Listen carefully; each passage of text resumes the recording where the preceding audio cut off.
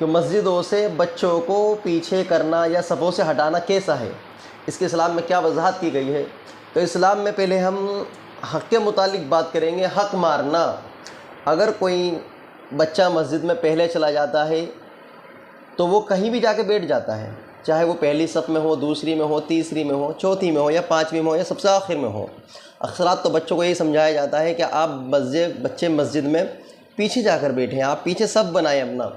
अगर कोई बच्चा पहले जाकर अगर आगे बैठ जाता है इस खुशी में कि जो पहली सफ़ में जाके बैठेगा उससे ज़्यादा सवाब है, जो पहली सफ़ में जाके बैठेगा उससे ज़्यादा सवाब है, तो कोई बड़ा बंदा आकर उसे उठा देता है तो उस बच्चे पर जो जुल्म हुआ है, उसका जो हक़ मारा गया है, वो ये हक़ है जिसकी माफ़ी भी नहीं, क्योंकि आपने हक़ मारा है और हक़ अदा करने से माफ़ होता है, हक़ की माफ़ी नहीं है।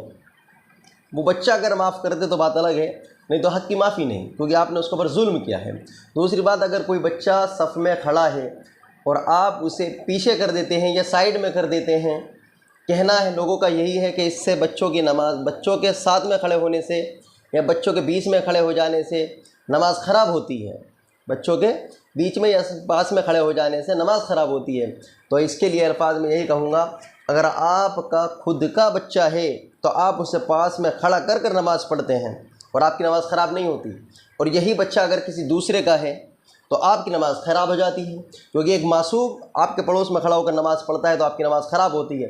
अगर वही मासूम की जगह पर कोई बड़ा हो, जालिम हो, बदकार हो, अय्याश हो, एस परस्त हो, या हराम खाने वाला हो, या सूद खोर हो, या मुशरिक हो, या कुफ्र करने वाला बंदा हो, या शराबी हो, या नशेड़ी हो, अन्यथा कोई भी हो, इतने सारे लोगों में से कोई भी हो, आपके पड़ोस में खड़ा होकर नमाज़ पढ़ता है और आपकी नमाज़ ख़राब नहीं होती। हालांकि जिन पर लानतों की वईद है कि ये लानती है, जिन पर अजाब की वईद है, वो आपके पास में खड़ा होकर नमाज़ पढ़ता है तो आपकी कोई नमाज़ ख़राब नहीं होती। मगर आपके पास में एक मासूम बच्चा जिसने अल्लाह का नाम लेने पर, ईसा अलैहिस्सलाम का वाक़या याद आया, एक कब्र के पास से गुजरे, देखा तो एक बूढ़ी औरत पर अजाब हो रहा है, चले गए।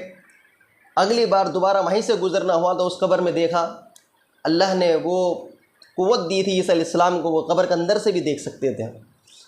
नबी हैं, आखिरकार अल्लाह के नबी हैं, ईसा रूहुल्लाह, कि जिसके अंदर चाहे रूह डाल सकते थे, ये अल्लाह ने उन्हें शिफ़त दी थी।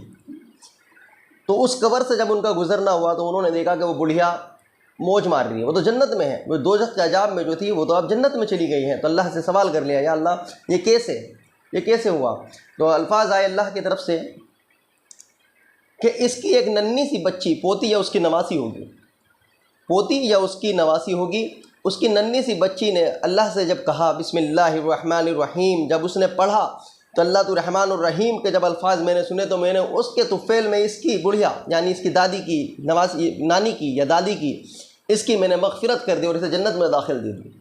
तो ये मासूम बच्चों के अल्फाज, अगर वो एक कलमा भी पढ़ते हैं तो हो सकता है उसकी वजह से आपकी पूरी मस्जिद वालों की नमाज़ कबूल हो जाए। हालांकि बदकार और अय्याश और हराम खाने वाले तो इंशाअल्लाह पड़ोस में आपके खड़े हों तो आपकी नमाज़ ख़राब नहीं होती। और यही बच्चा आपका खुद का हो तब भी आपकी नमाज़ ख़राब नहीं होती। और यही बच्चा अगर किसी दूसरे का है तो इंशाअल्लाह अल्हम्दुलिल्लाह आपकी नमाज़ फ़ौरन ख़राब हो जाती है। भाई नमाज़ ख़राब हो जाती है, मसफ़े में बच्चों को ना खड़ा करो, साइड में कर दो, आपने उनका हक़ मारा, और ये वो हक़ है इंशाअल्लाह जो आपसे अदा भी नहीं होगा, क्योंकि वो वक्त और वो नमाज़ दोबारा लौट कर नहीं आती ज़िंदगी में, आप दूसरी नमाज़ पर आ जाएंगे। और आज तो माहौल अल्हम्दुलिल्लाह ऐसा बन चुका है मस्जिदों का, बच्चे मस्जिदों में देखने को नहीं मिलते, बच्चे मस्जिदों में देखने को नहीं मिलते।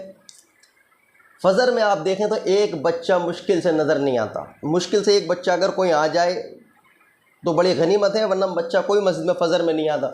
जोहर असर मगरिब इशा में, अगर जोहर असर और मगरिब में ज़्यादा बच्चे आते हैं, इशा में भी बच्चे कम हो जाते हैं कि रात का टाइम मस्जिद में मत जाओ, अंधेरा है। तो बाकी मस्जिदों का हाल आप देख ही चुके हैं अल्हम्दुलिल्लाह। अगर यही बात दूसरे मसलकों के हिसाब से उठा के देखी जाए तो बड़ा माहौल बदल चुका है।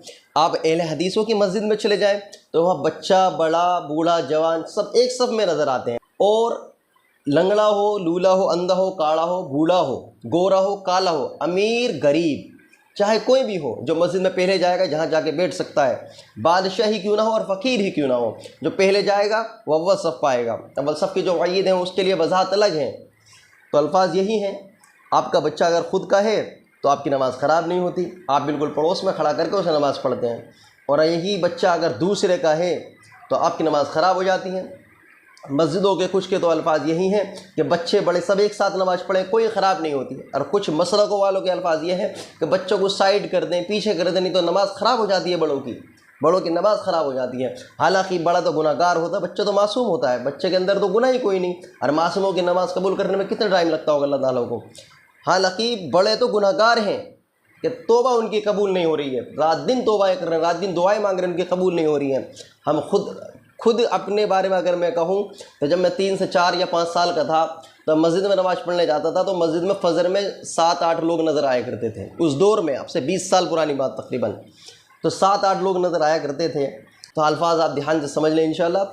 मैं समझता हूँ आपके समझ में आ भी गए होंगे कि आप बच्चों के साथ में क्या जुल्म कर रहे हैं और आने वाली नस्ल के लिए आपने क्या पॉइंट छोड़े हैं आगे वाले बच्चों के लिए। जब बच्चों के शुरू से कदम मस्जिद में ना पड़ेंगे तो बच्चे फिर बाद में कहाँ जाएंगे। आज माहौल इतना बदल चुका है कि आपके बच्चे हुक्का बारों में खड़े होकर हुक्के पी रहे हैं, शराबी पी रहे हैं, गुटके खा रहे हैं, सिगरेटें पी रहे हैं, बड़ी बड़ी बोतलें पी रहे हैं बैठकर। और आप देखते हैं कि आप क्या करें, क्योंकि आपने बच्चों को शुरू से मस्जिद की तरफ नहीं लगाया। अब उन मस्जिद की तरफ नहीं लगाया तो बच्चे तो कहीं ना कहीं दिमाग लगाएगा और धीरे धीरे उनकी जो ज़िंदगी थी वो तब्दील हो गई। तो इंशाअल्लाह आज के लिए इतना रखते हैं। मैं समझता हूँ आपके समझ में आ गई होगी। अस्सलाम वालेकुम।